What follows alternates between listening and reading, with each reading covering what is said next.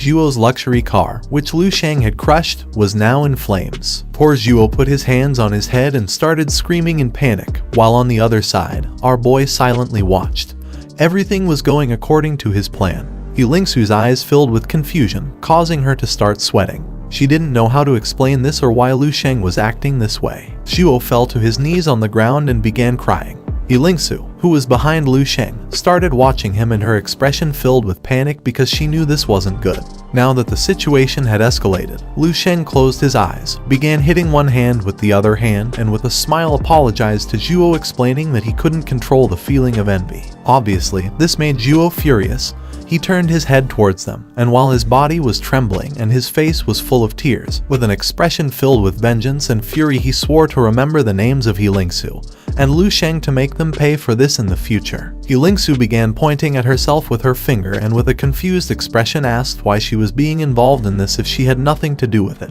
Just before she could continue talking, Lu Sheng gently placed his hand on her hip, closed his eyes, started walking towards the mansion, and with a confident smile asked her not to pay attention to Zhuo. Lingsu put her hand over her chest and she couldn't help but panic and started sweating profusely. While poor Zhuo was kneeling on the ground lamenting the loss of his luxury car, Lu Sheng and Lingsu began walking towards the entrance of the mansion. A white-haired man who was at the scene began to observe them, and his gaze filled with fear. He didn't know who Lu Sheng and Lingsu were or how they had dared to provoke the second young master of the Zhuo family. According to him, Lu Sheng was someone impressive who left people wanting more. A while later, Lu Sheng and Lingsu entered the mansion, which was very luxurious, and it was full of important people. Now that they were inside, Lingsu, who was somewhat upset, placed her hand on Lu Sheng's chest and pushed him, and with a serious expression asked what he was trying to do. Lu Sheng remained calm, began to observe her, and started thinking silently.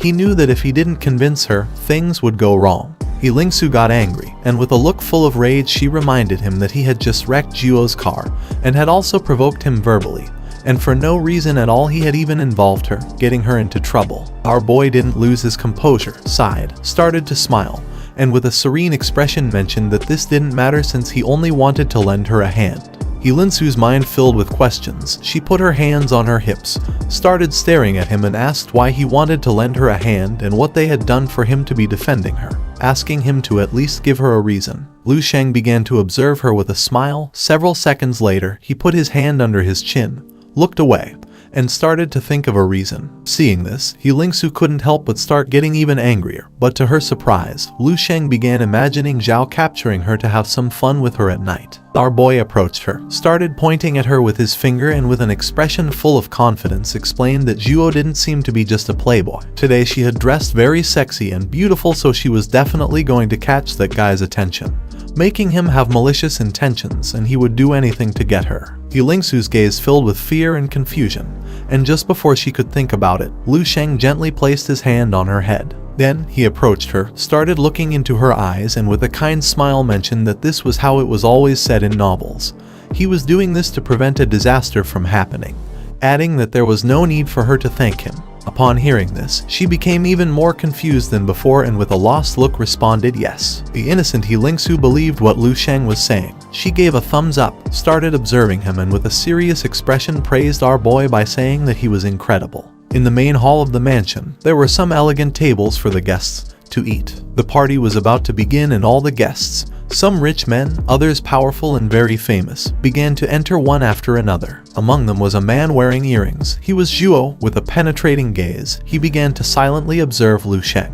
While Lu Sheng and Lingsu were happily conversing with each other, her cousin Chenyi appeared. He started looking at Lu Sheng and couldn't help but start smiling, as he had been searching for them for quite some time. In the blink of an eye, the room filled with people. Chenyi began approaching them, closed his eyes, and greeted Lingsu with a smile. Upon hearing his voice, they stopped talking and their attention focused on him. Chenyi approached them, started staring at our boy, extended his hand towards him, and with a smile asked Lingsu if she wasn't going to introduce her friend. He had heard that after arriving, our boy had wrecked Zhuo's car and also blamed the Chen family. He was really impressed. Lu Sheng didn't lose his composure, began observing him with a calm expression, and couldn't help but wonder who this guy was. Lingsu started sweating and with an indecisive expression began to think. She didn't know what to say about it. Lu Sheng closed his eyes, put his hand over his mouth, started asking him to stop praising him with the other, and with a smile thought that he had a very interesting way of speaking. Seeing Lu Sheng's attitude, Chen Yi's gaze filled with confusion. He began to stare at him, wondering why he was laughing. Lu Sheng opened his eyes, and while his body was emitting a penetrating aura, he began to stare at Chen Yi, asking if he was insinuating something. Upon feeling Lu Sheng's aura, Chen Yi couldn't help but feel chills all over his body, realizing that he was not someone normal. Chen Yi became alert and with a confused expression, distanced himself from them, becoming nervous as he didn't know what was happening. Seeing this, Yilingsu, who was standing next to Lu Sheng, became somewhat confused. The look on poor Chen Yi's face filled with fear. He began to gaze at the ground, causing him to start sweating. He was a respectable level 6 warrior, but couldn't even withstand a glance from Lu Sheng. He took several steps back, began to look at Lu Sheng with an expression full of terror, and his body started trembling upon realizing that he was the outstanding student of the 7th Martial Academy, a rare genius in martial arts with hopes of becoming a master. Chen Yi did not decide to fall under the pressure of Lu Sheng and threatened him by saying that the Chen family had connections with a great level 8 master. Lu Sheng began to observe Chen Yi and remained silent. A great level 8 master was nothing compared to him. Chen Yi realized that messing with Lu Sheng wasn't good, so without hesitating for a second, he turned his back on them and started fleeing the area. And while sweating like crazy, he swore that Lu Sheng would regret what he had done today. Chen Yi thought he was now out of danger, but once he looked down, his eyes filled with fear. He didn't know why he couldn't keep running. Suddenly, Chen Yi's body began to float in the air. He tried to move but was unable to. He didn't know why his body was floating or who was responsible for this. Obviously, it was Lu Sheng. He extended his hand upwards and activated his mental strength, making Chen Yi's body start to float in the air. He mocked him by asking where he thought he was going to escape.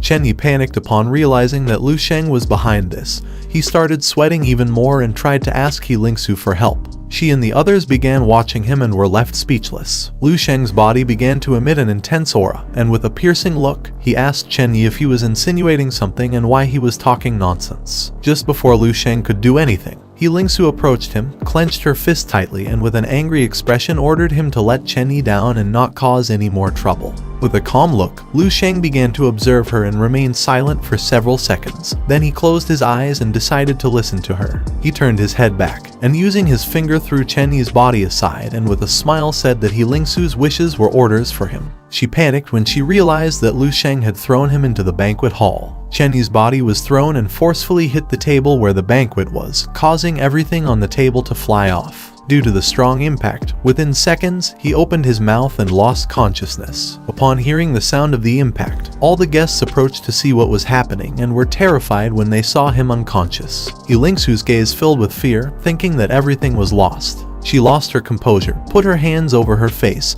and her eyes filled with despair. Everything she had worked so hard for these years had gone to waste. At that moment, someone asked the others to step aside since the second son of the Zhuo family was going to do the job. Upon hearing this, Yilingsu and Lu Sheng's attention shifted to one side.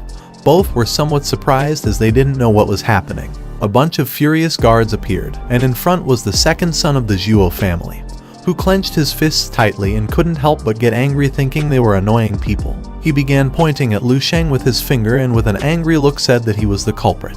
He started staring at our boy and mentioned that he was an arrogant brat who knew nothing about life, asking if he really believed that just because he'd won first place in the national tournament and had some talent, he was someone important. Lu Sheng began to observe Zhuo and remained silent, while on the other side, Yilingsu placed her hands over her chest and her gaze filled with fear, thinking that this was not good. With a smug look, Zhuo mentioned that the only thing he had done was fall into Lu Sheng's trap, calling him a little coward and telling him to prepare to die. Zhuo's gaze shifted towards the beautiful Yilingsu.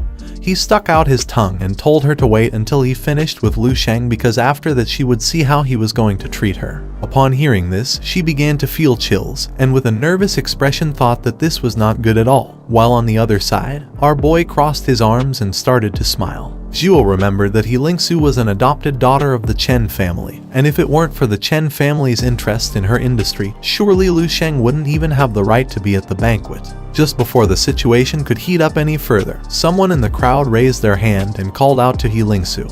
Her attention shifted and she became somewhat confused. Mother Lingsu, who was wearing an elegant dress, stepped forward and with a furious expression asked where she got these friends from, and if she was going to throw Lu Sheng out of here, mentioning that if she wanted to return to the Chen family then she should make him leave immediately. The mother tightly grabbed Lingsu's hand, and both began to move away from the commotion. The woman turned back and with a sincere look asked her to come with her since afterward they were going to apologize to the second son of the Zhuo family to clear up the misunderstanding. Lingsu, who was somewhat unsure, started thinking about what to do now. And just before she could make a decision, Lu Sheng caught her attention and with a confident smile mentioned that he had already told her it was just like in novels, she was a prototype heroine. She would arrive at these kinds of events and become everyone's target, being attacked and oppressed by all. In the end, a villain would come along to rescue her. Upon hearing Lu Sheng's voice, she turned her head back, while on the other side, the mother got angry and started cursing him. Lu Sheng moved at great speed and made Lingsu disappear, leaving the mother somewhat confused and terrified at the same time.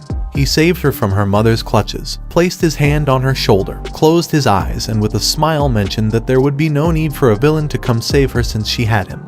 Lingsu's gaze filled with fury, asking him what he was doing and mentioned that this had happened because of his fault. The mother lost her composure and got angry. With a gaze full of rage, she asked Lingsu to listen to her mother, giving her the order to cut all contact with him and come with her, promising that the family would protect her and forgive this mistake. Instead of paying attention to her mother, with an uncertain expression, Lingsu began observing Lu Sheng. And far from taking the Cheng family's side, she stood firm and with a determined look asked Mrs. Chen for forgiveness, explaining that she could not accept the conditions she had offered. The mother did not expect this. She became angry, started pointing at them with her finger, called Lingsu spoiled, and gave the guards the order to catch them both. Lu Sheng hugged her, and with a calm look told her not to worry because she would not regret this decision, adding that what followed now was the most